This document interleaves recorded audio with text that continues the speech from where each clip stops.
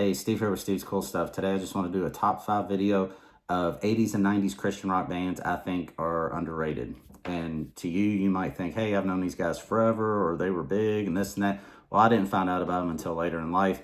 And these aren't bands that you don't hear about, like Stryper and Petra and Bride and, ones like that. So number 5 on my list is Recon. And this was pretty much their only studio album behind Enemy Lines. They had a couple demo tapes before this, and I think you can get maybe a live at Cornerstone Fest back in the day CD. But yeah, this was George Ochoa's band. If anybody's ever heard the band Deliverance, he played on some of their albums, and more recently, he still does a lot of touring with them. And then their lead singer, I think his name was Vet Roberts, sounds a lot like Jeff Tate from Queensryche. This band maybe not as heavy as Deliverance, but the quality's there. Great musicianship, and Jimmy P. Brown from Deliverance did some work on this album. I think he might have played on it, and I think he was maybe did like some vocal production on it or something. But yeah, you get a chance to check out Recon Behind Enemy Lines. It's available on vinyl as well. Another one is King James. So this is number 4. King James was, I guess, a side project for Rex Carroll from Whitecross. And then you've got Robert Sweet from Stryper on drums and Tim Gaines from Stryper on bass. And the lead singer, I believe his name's Jimmy Bennett. I don't know what else he's played on, but killer album. I think there was a follow-up album sometime for this afterwards, but I think it was a different lineup. But yeah, you get a chance to check out King James. Good stuff. Next on my list is going to be Mastodon Lafcadio. This is from my gold disc edition.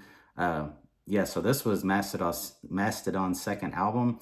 And don't get them confused with the secular band Mastodon. There's a different spelling. I think this Mastodon has an E in the middle. The other has an O in the middle. But this was the Elefante brothers. And so John Elefante, once upon a time, sang for the band Kansas. And then he jumped into Christian rock music and never looked back. So this was his band. He was known for doing a lot of producing for bands like Petra and Guardian, but he also had his own band. So he and his brother Dino, so it was John and Dino Elefante, had this band. And I know lots of others worked in this band, but man, the vocals, the instruments, I mean, there's a little bit of prog rock mixed in there, but the vocals are so good. And the production on it, top notch. If anybody ever wanted stellar production for Christian rock albums back in the day, they got the Elefante brothers. They had their own label. They had their own studio in Nashville. So the label was Pachyderm Records. But yeah, some of these are available on vinyl too. They're kind of hard to come by. There was an original OG United Kingdom pressing, but then Gerda Records did a purple vinyl release on it, which is really hard to come back because it was limited. But yeah, you get a chance to check out Mastodon Lafcadio. Number 2 on my list is going to be the band Halo. And Halo is also on Pachyderm Records. I believe that's their logo right there, the elephant. The lead singer on this band, Scott Springer, he actually, to me, sounds a lot like John Elefante, and this was produced by Elefante, and so I'm assuming that Elefante probably even did some backup vocals on this, because like I know that he did on like Petra Back to the Streets album.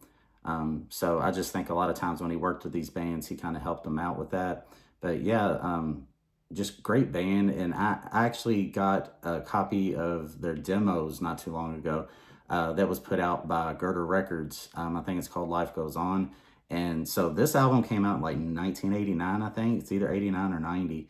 But the demos were from the early 80s. And man, musically, they sounded a lot like Van Halen back then. If anything, a lot of their riffs were almost just rip-offs of Van Halen, which is kind of cool to listen to. So yeah, that's number 2 on my list. And number 1 on my list, a band I just don't hear people talk about much, and maybe it's just not your taste, but Barnabas. So this was, to me, their best album, Approaching Light Speed. It was their third record. They did 5 records, but they were led by a female singer. She kind of had a Pat Benatar sound to her voice. But yeah, I think that they were a great band, and they went through changes in their sound from, like, 1980 to 1985, 86. So they wasn't around for a long time, and as far as I know, there's never been any reunions or anything like that. These albums have been remastered since this one. I think this one here was the first time it was put onto CD. So uh, that's the other side of it. But yeah, I don't know if, like, this picture here, maybe they had the original masters. I'm not sure, but yeah, underrated. And if you like female vocals on your rock music, check these guys out. And so that is my top 5 list for today. Thanks for watching. God bless.